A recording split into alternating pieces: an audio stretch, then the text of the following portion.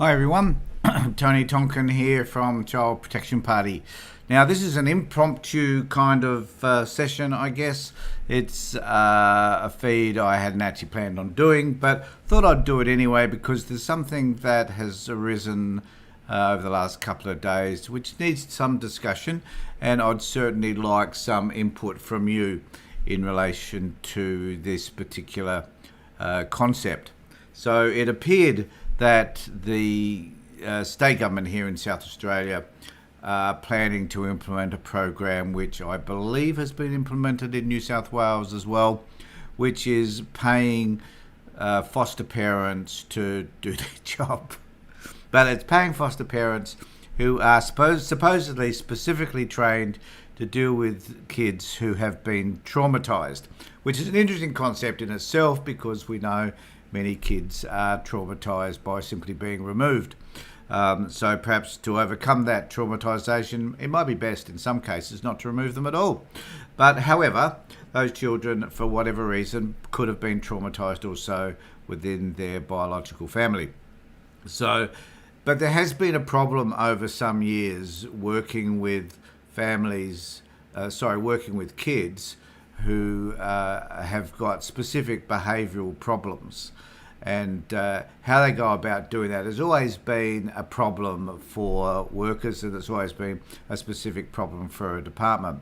In fact, yesterday I was speaking to a client who was telling me of two of his children who are 14 and 16 or somewhere around there, who are just running amok within the residential care system here in South Australia, and whose behaviours are abhorrent, and really concerned about one of the children because he seems to have an alcohol and a drug problem generally, and he can see the daughter going down a similar path.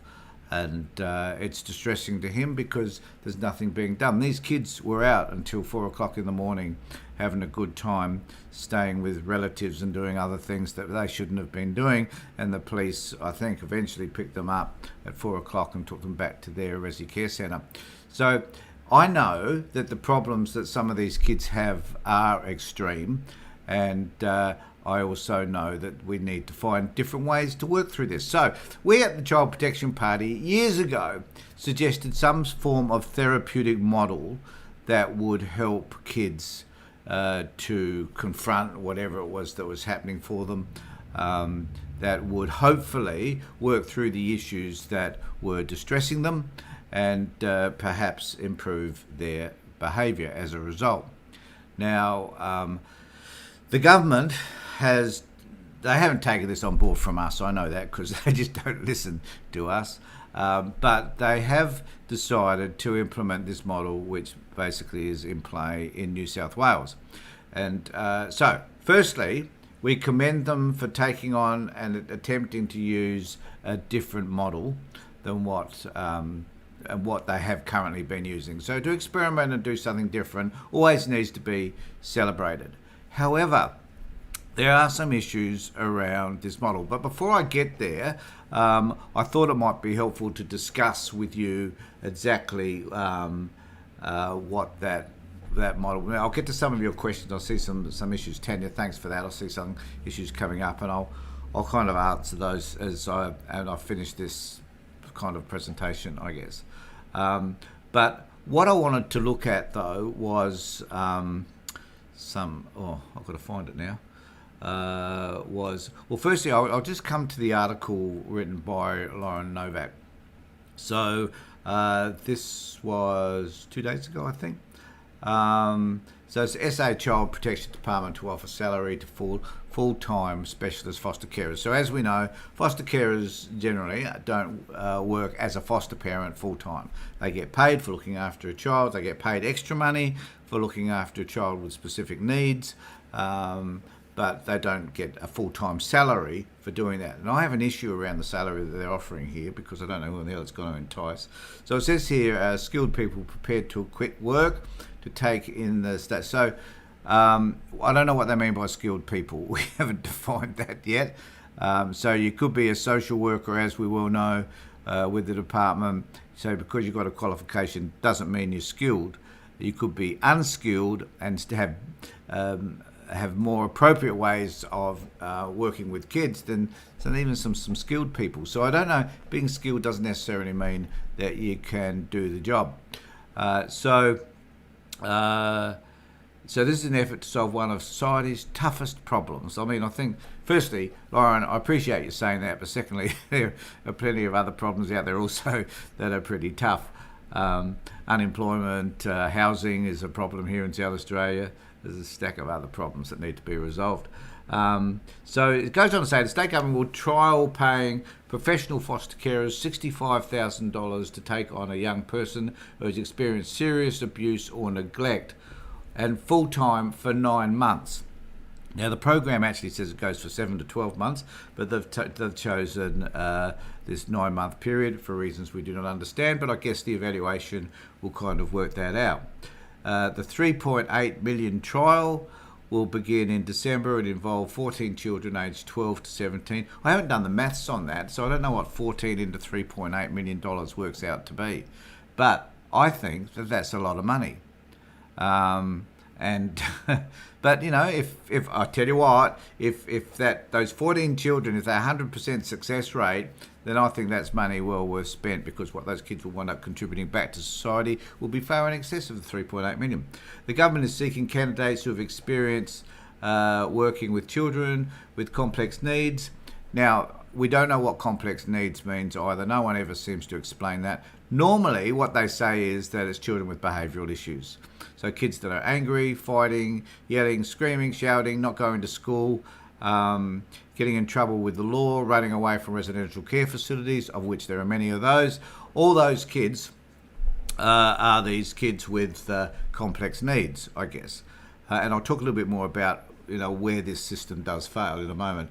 They could include nurses, childcare workers, teachers, psychologists, or paramedics. They don't include social workers. I thought that was fascinating. Now, I don't know whether Lauren just forgot to mention that, but they don't include social workers according to what she says. So the social workers, who are the people that primarily care for these kids in terms of having them taken away from their parents, they're clearly don't fit into this category as being people that could appropriately work with them. I don't know whether that was just a misprint or she just didn't seem to include them, or whether that's true. It is hoped that intensive support will enable the children to return to living with families. Now, I love this. So there's children. As I'll show you in a moment, the actual program is to work towards having children return to their families.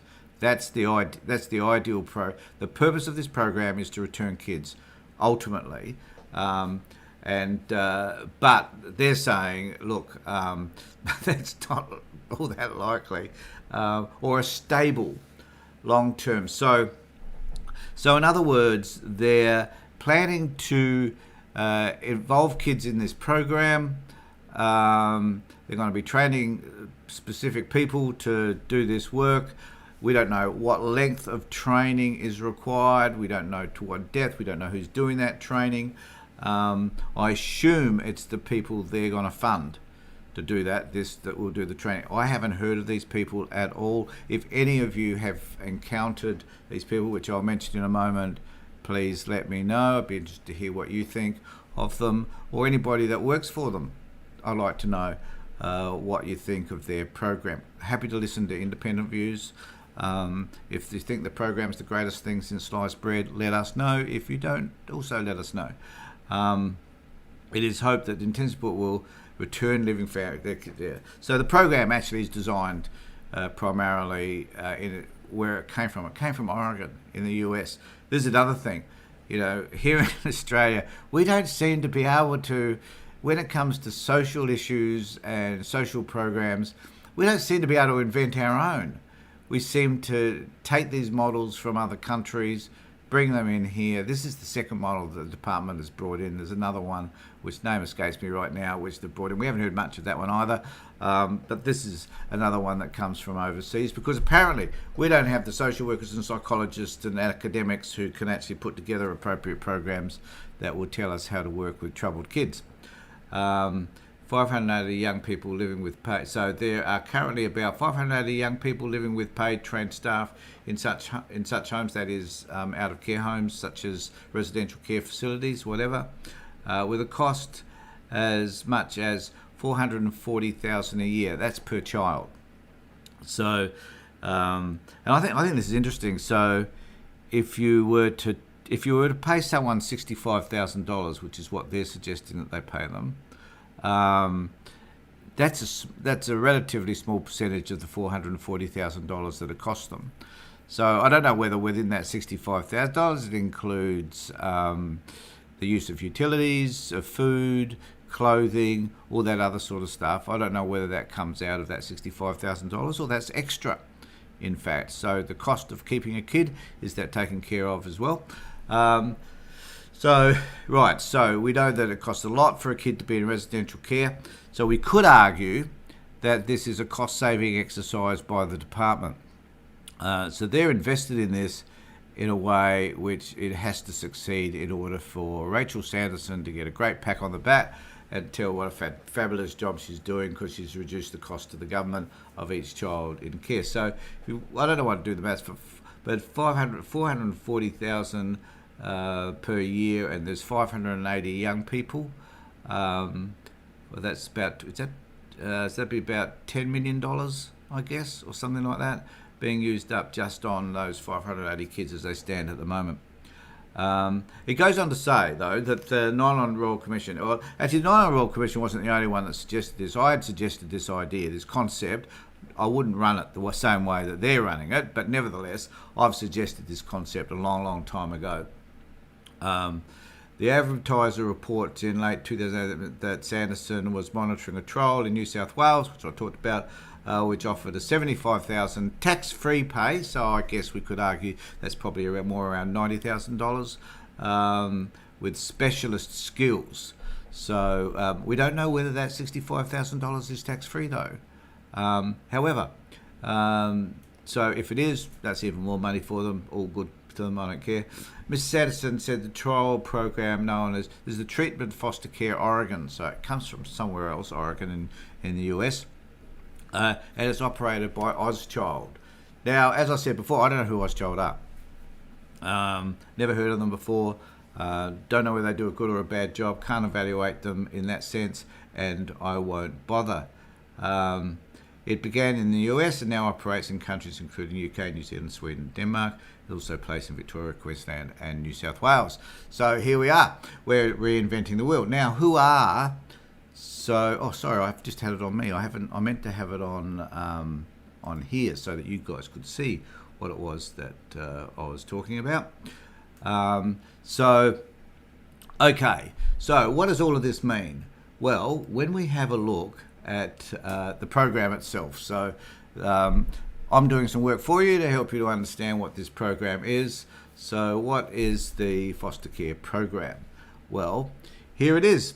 Treatment Foster Care Oregon is a specialised foster care program based on over 40 years of international evidence and research developed as an alternative. Every program's always based on this, on some sort of research, I guess. I don't know what that research necessarily is. Is it about working with kids? Is it specifically this program? I don't know. Doubt whether it's specifically this program. Residential and group care placements designed to increase positive behaviours in children and young people with the aim of reuniting them with their families. So that's the goal, is to reunite them with their families.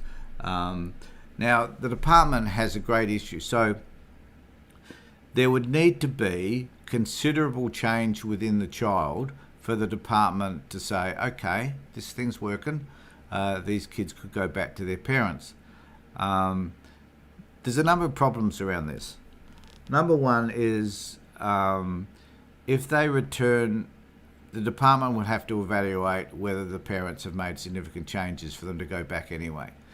The department's reluctant to do that because they tend to see parents as their history will highlight, whether they were drug users, domestic violence, whatever it was. So they often see, so they'll have to reevaluate the parents anyway. It's unlikely often for them to reevaluate them in a helpful way. And so the department at the end of the day is likely to say, okay, the parents have made the parents haven't made significant changes in their lives in order to have the kids back. Even though the kids have been through this program, the kids might have sorted themselves out, and that's fine. The other problem with the program, I think, is that it's short term. So kids may improve, I don't know, but let's say they do, and they're feeling comfortable with the carer, because in this program I would imagine there's a lot of interpersonal work, like getting to find out who this kid is, what the experiences have been like, getting to really get to know them, doing much more than what a lot of foster parents would do, I guess.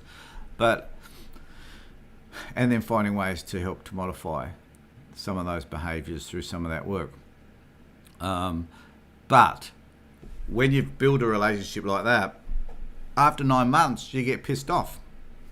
You get told to go and live somewhere else, which could be another trauma and could disrupt these children even further. And as a result of that, the kids just head back to wherever they were. The point is that when you're going to do a program, you have to maintain that and maintain stability. That's why if you're going to return kids back to their parents, which is a great idea, we thoroughly support, the parents also need to be included in the program. So the parents need the opportunity to be able to understand what it is the kids have been learning and doing in order to improve outcomes, to continue those outcomes for the kids.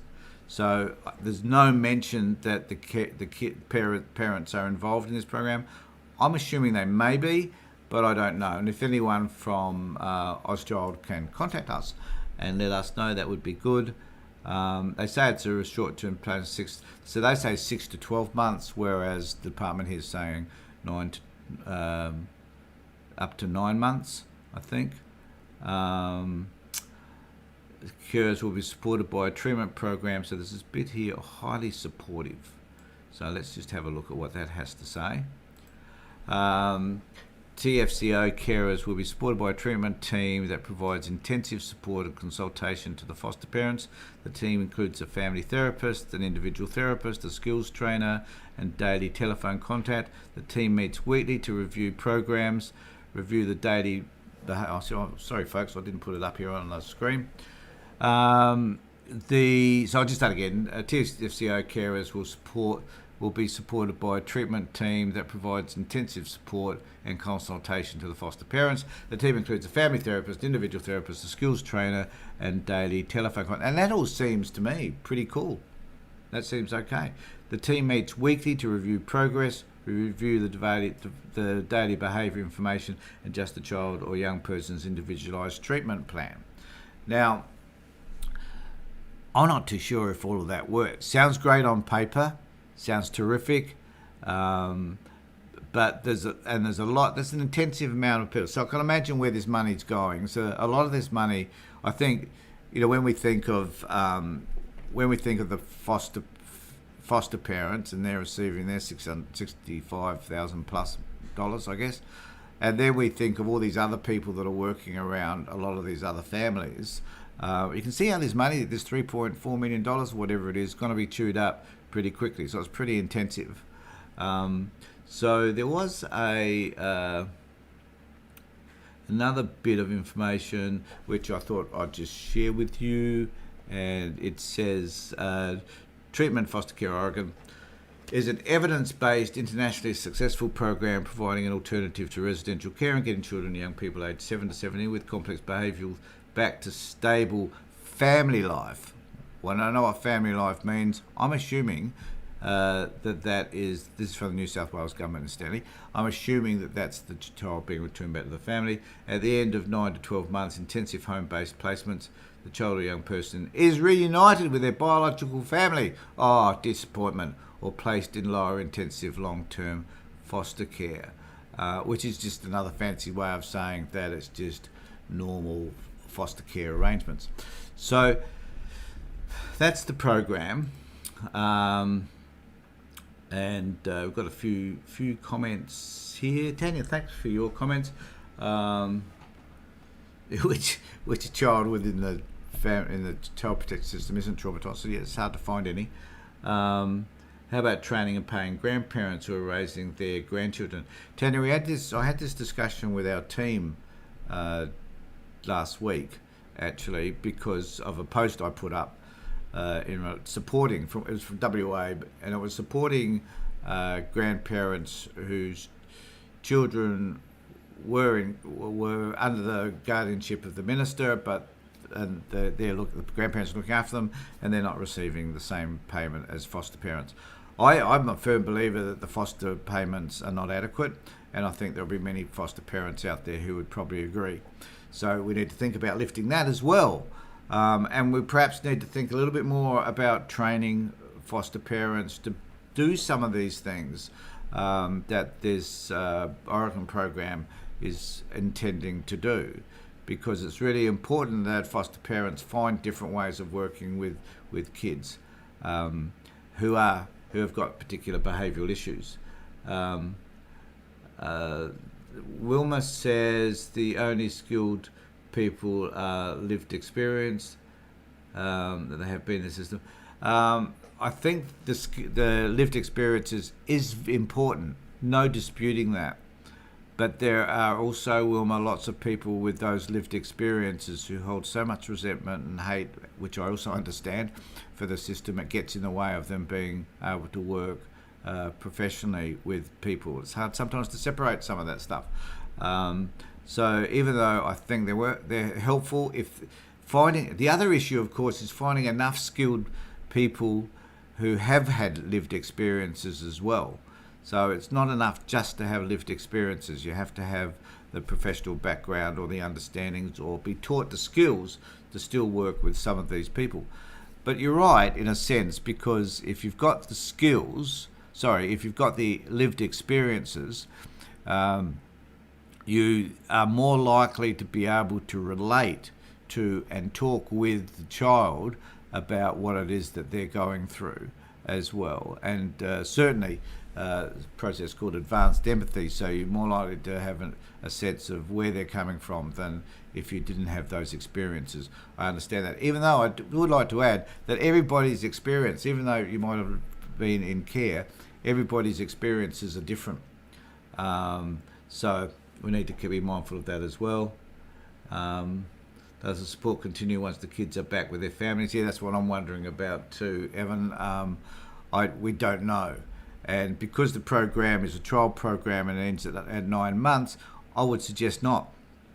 So, and surely we should be following this through, not just to the end of the 9 months to see how kids have improved. We need to follow it through for years later to see whether it's embedded enough in them to continue their lives when they're back with their biological families. I think that would be important. Wilma says, how can anyone train if they haven't experienced and survived? Look, Wilma, I've never been sexually abused, I've never been raped, I haven't come from a DV family. There's lots of things I haven't experienced. It doesn't mean that therapeutically I can't be effective, and I don't think because you come from those experiences you necessarily are effective either. As I just said, it's worthwhile having those experiences. I often believe, and this is going down a path that I wouldn't want to go down to normally, but there are experiences in my life where I've felt afraid. So sometimes we can tap into some of that emotional stuff therapeutic as a professional and understand what it's like to be afraid, even though we may not have been through a DV experience.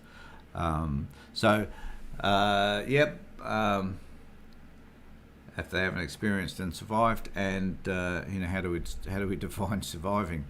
Lots of people who've gone through the experiences and have survived that experience, but are still dealing with the aftermath, I guess, of what it is they've experienced.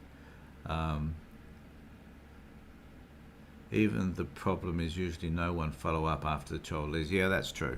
And I think that may be one of the failures. Don't know whether the program actually helps or assists those people, but that is definitely a problem. There are 500,000 forgotten Australians. The long-term effects are all the same with abused children. And Wilma, fabulous point. One of the things that is relevant to me is that I have a connection with a lot of forgotten Australians. My wife is a forgotten Australian, and she has connections with a whole host of people. And if people were able to have a look at the talk that Dr. Frank Golding gave at our AGM, it's quite inspiring. And there are, as she said, well, she says 500,000. I'd agree with that, be about that. So, Wilma, thanks for reminding me about those 500,000 people. That's a lot of people that have had these experiences. And that means then to us, as a Child Protection Party, that's a lot of people who could be supporting us. So if you feel so inclined and you think that CPP is something worthwhile and you want to get involved, as I say at the end of each video, please do so. Get involved with us as best as you can. Contact admin@childprotection.party and join us so that you can continue the fight with us, because it's these issues that I've raised today and others that you'll see on our Facebook feed that I've raised over time that are important to all of us. Now, if you are watching this on YouTube, would you please subscribe and, where possible, like us, ring the bell, do what you can in order to further help us to inform you as to things that we're doing at Child Protection Party that are relevant to you. So, thanks everybody. There haven't been all that many people that have logged on this time, but that's because it's midday on a Tuesday. But if you'd like to get involved with us, please contact us and have a conversation with us about the things that are important to you. And if you wish to contribute by actually physically being here and having a conversation with me, as I did with Leanne Clausen the other day, and I also had a conversation with a young bloke out of Care, Jason, the other day, and we popped that onto our YouTube channel and onto Facebook. Contact us if you wish. You see, it's one thing me and others within the party having this opportunity to chat. What is most important to us is your voice being heard, not just mine. Far from it. I prefer my voice not to be out there, actually. I much prefer to have other people's voices heard and listened to and understood.